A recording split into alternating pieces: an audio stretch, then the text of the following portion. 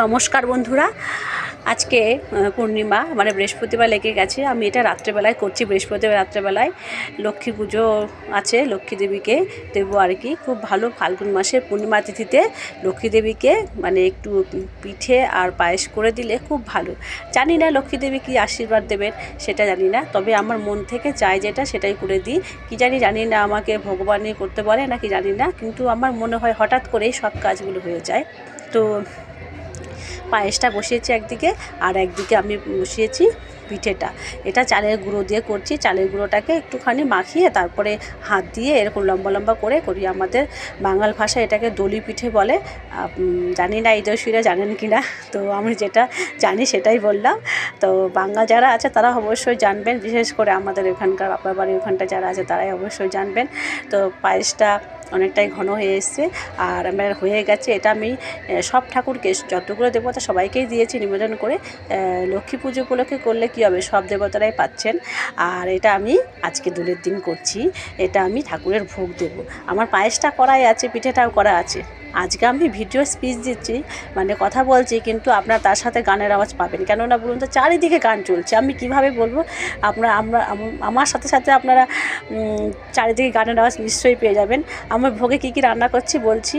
এখানে হচ্ছে খিচুড়ি, ঘি পড়ে গেছে, আর এটা হচ্ছে 5 মিশালি সবজি, 5 তরকারি যেটাকে বলে, আর 5 রকম ভাজা। তো এটা মশলাপাতি দিয়ে দিয়েছি, সমস্ত কিছু দিয়ে ফোড়ন টোড়ন করে দিয়ে দিয়েছি। এবার এটাকে ঢাকা দিয়ে রেখে দেবো। একটুখানি সবজিগুলো সেদ্ধ হবে আর একটু মজবে সবজিগুলো, সেই জন্য আর একটু ঘি দিয়ে দিচ্ছি, কারণ ভগবানের যে কোনো প্রসাদে একটু ঘি দিতে হয় সেই জন্য।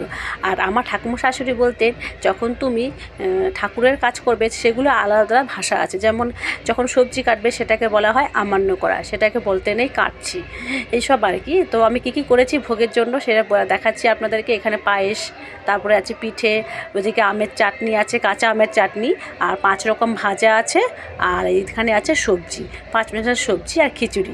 তো আমি ভগবানের প্রসাদের থালা একটা রেডি করছি, আপনাদেরকে দেখাচ্ছি। তো আপনারা সবাই রেডি করে থাকবেন ভালোভাবে, আমার থেকে ভালো পারবেন।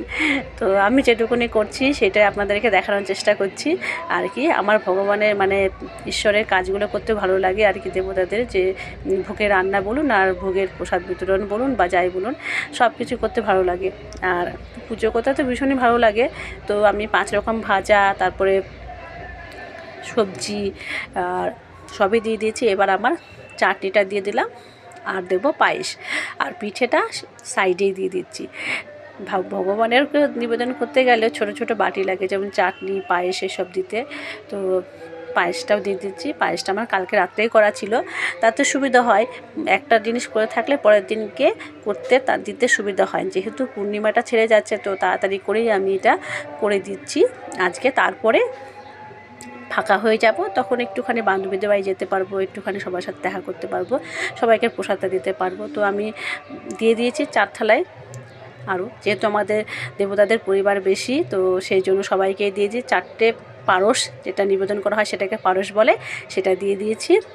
আর এবার আমি ভগবানকে নিবেদন করেও দেব। তো ভগবানকে নিবেদন করা হয়ে গেছে, আপনারা ভোগ দর্শন করুন, ভোগ দর্শনে দুর্ভোগ কাটে। তো সবাইকে শুভ দোল পূর্ণিমার শুভেচ্ছা জানাচ্ছি। আর জয় গোপাল, রাধে রাধে। রাধারানীর কৃপায় সবার মঙ্গলময় জীবন এই কামনা করি। ভালো লাগলে অবশ্যই শেয়ার করে দেবেন।